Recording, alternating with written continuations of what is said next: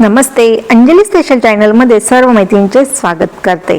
आज मी तुम्हाला ह्या ठिकाणी बघा पेपर कटिंग घेतलेली आहे 36 छातीची। हा ब्लाउज पीस आहे आणि ही ब्लॅक कलरची साडी आहे। तर पूर्ण साडी प्लेन आहे, काट आहे, पदर डिझाइन बघा एवढी भरलेली आहे। तर याच्यावरचा ब्लाउज कसा शिवायचा, कारण की सिंपल साडी आहे काट पदर। तर याचा ब्लाउज शिवण्यासाठी आता आपण हे कटिंग करून घेऊया। या ठिकाणी बघा अस्तर घेतलेला आहे। आता ही पेपर कटिंग या ठिकाणी चौकोनी गळ्याची आहे। तर मला मागील आणि पुढील पंचकोनी गळा शिवायचा आहे। तर मी पेपर कटिंग ठेवून तर पंचकोनी गळा चौकोनी गळ्याच्या ब्लाउजची पेपर कटिंग आहे पुढील आणि मागील। तर आता ही पंचकोनी करणार आहे। तर या ठिकाणी बदल काय करण्याचा, आधी आहे ती पेपर कटिंग जशीच्या तशी मी आखून घेणार। म्हणजे आपल्याला काही बदल करायचे असतील तर आधी आपल्याला जी पेपर कटिंग आहे तर ती जशीच्या तशी आखून घ्यायची आणि त्यानंतर आपल्याला काय बदल करायचा तो आपण नंतर करतो। तर या ठिकाणी बघा मागचा भाग, कटोरीच्या साईडचा भाग असा पूर्ण मार्किंग करून घ्यायचा। या ठिकाणी शिलाई मार्जिनसाठी आपण एक्स्ट्राचे अजिबात घेत नाही। ही कटोरी जसा गळा आहे त्याप्रमाणे या ठिकाणी कटोरी ठेवली आणि ती आखून घेते। आता आपल्याला बदल करायचा आहे पंचकोनी गळ्याचा। तर या ठिकाणी बघा खूपच कमी वाटते उंची, तर मी या ठिकाणी थोडंसं पाऊण इंच खाली घेते।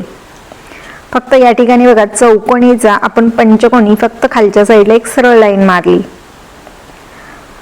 आता मागच्या साईडला, तर मागच्या साईडला बघा या ठिकाणी अर्धा इंच बाहेर घेतले आणि तिरकस लाईन मारून घेतली। तर झाला पंचकोनी गळा आखून झाला। आता क्रॉस पट्टी आणि बाही आखून घ्यायची। एकदा आपल्याला सवय झाली, प्रॅक्टिस झाली, सराव झाला, माहिती झाली, अनुभव झाला की बरोबर आपल्याला कटिंग, मार्किंग प्लस शिलाई जमते। त्यासाठी आपल्याला भरपूर सराव लागतो। तर आता आपल्याला कट झाल्यानंतर मग आता आपण बाही कटिंग करून घेऊया। तर या ठिकाणी बघा जशी मार्किंग केली त्याप्रमाणे या ठिकाणी मी पूर्ण मागचा भाग, पुढचा भाग सगळा कट करून घेणार। या ठिकाणी एक्स्ट्राचं कापड आपण घेत नाही, जशी मार्किंग केली त्याप्रमाणे या ठिकाणी कटिंग करून घेते। त्याचबरोबर ही कटोरी, क्रॉसपट्टी पण बघा व्यवस्थित कट करून घ्यायची। या ठिकाणी बघा चौकोनी गळ्याचा आपण इथं पंचकोनी केला। आता बाहीची आपण बाही मार्किंग करून घ्यायची। बाही उंची याची 6 आहे, जशीच्या तशी घेतली।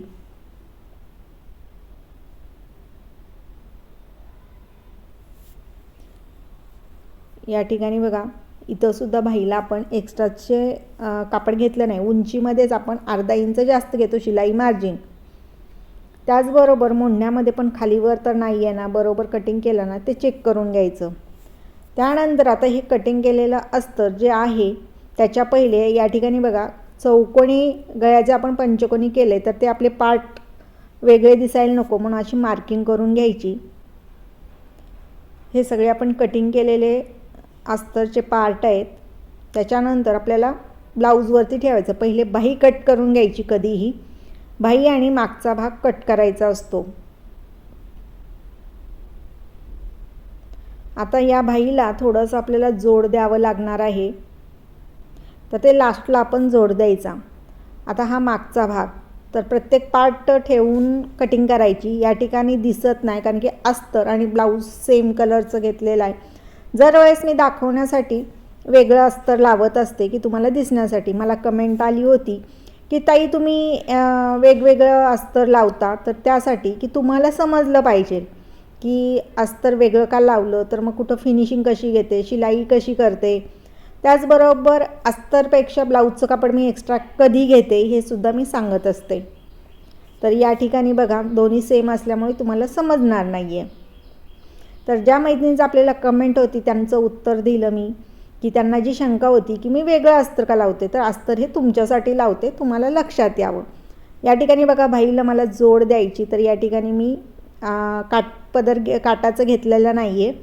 काट मला डिझाईन करायची आहे त्यामुळे या ठिकाणी मी काट घेतलेलं नाही आहे। आता सुरुवात आपल्याला कमीत कमी वेळा स्टेप बाय स्टेप ब्लाऊजची शिलाई करायची.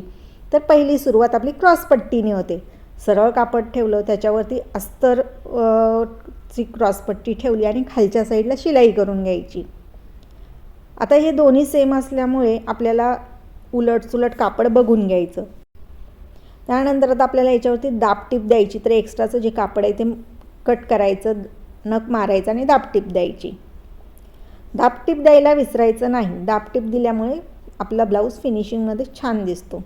त्यानंतर मी कपडा फुगायला नको म्हणून त्याच्या वरच्या साईडला एक शिलाई करते.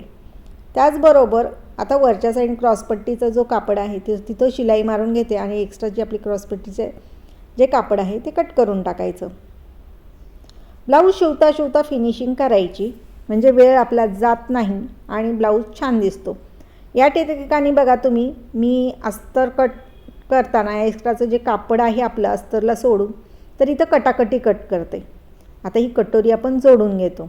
तर कपड्याचा अंदाज बघून हे कापड आपल्याला शिल्लक ठेवायचं का ब्लाऊजचं, का कटाकटी कट करायचं, तर ब्लाऊजच्या क्वालिटीनुसार आपल्याला ठरवलं जातं. कधी कधी धागे खूप सोडले जातात तर आपण ही शिलाई मारतो, त्याच्यापेक्षा 5 इंच जास्त आपण एक्स्ट्राचं कापड ठेवतो आणि त्याला आतल्या साईडने ओव्हरलॉक करतो.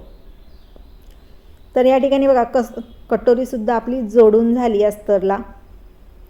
आता कटोरीचा टक्स घ्यायचा. तर टक्स बघा खालच्या साईडला बरोबर मध्ये घ्यायचा. टक्स उंची 2.5 इंच घ्यायची. टक्स अंतर 2.5 इंच म्हणजे 1.25 इंच दोन्ही साईडला आणि तिन्ही पॉईंट जोडून घ्यायचे. त्याचबरोबर आपली कटोरी दोन्ही एकसारखे टक्स येण्यासाठी अशी छाप करून घ्यायचं असतो. त्यानंतर या ठिकाणी बघा